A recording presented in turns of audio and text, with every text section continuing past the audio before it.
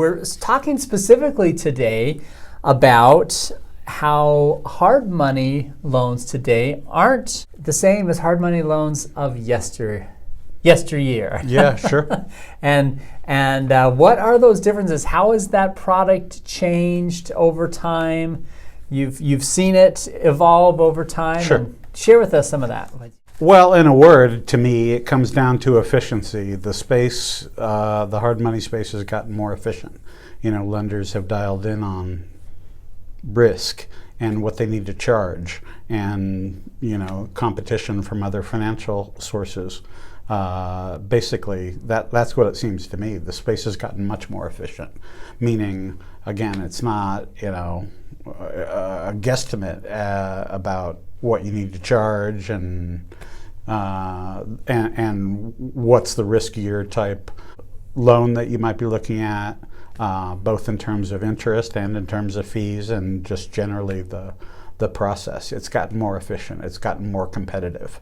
Efficiency tends to bring better prices for the end user or borrower across all sectors, stock market and as well as the lending market for commercial real estate. So that's what it looks like to me.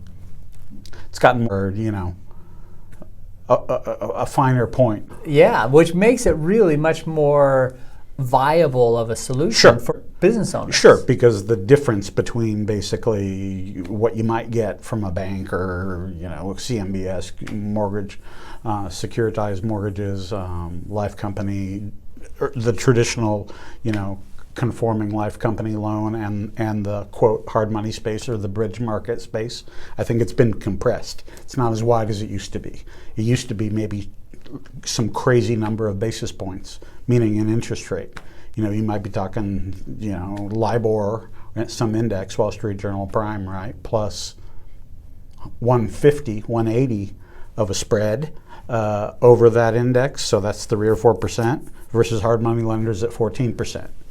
And both of those, the banks seem to me to charge a little bit more, so they're getting in on the profit game too, and the hard money lenders or the bridge lenders are charging less, so the delta, the difference between those two has now shrunk materially to the point where, under a lot of circumstances, the bridge loan can make sense and even be better than a bank loan because it comes without some of the constraints.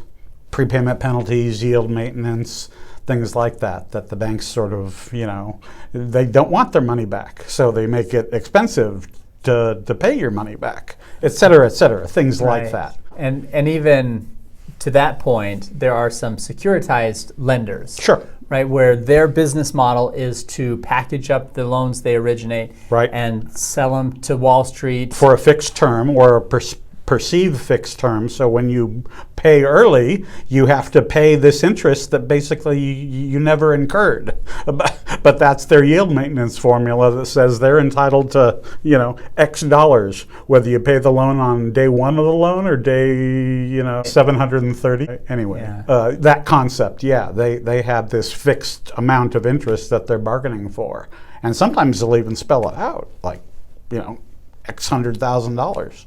Of interest. Right. So there's no debate about, it's not a formula, it's a fixed amount. Other lenders are different. They just say, hey, we understand you prefer to pay us off if you can get cheaper financing, and when you can, via con Dios, we'll be here next time.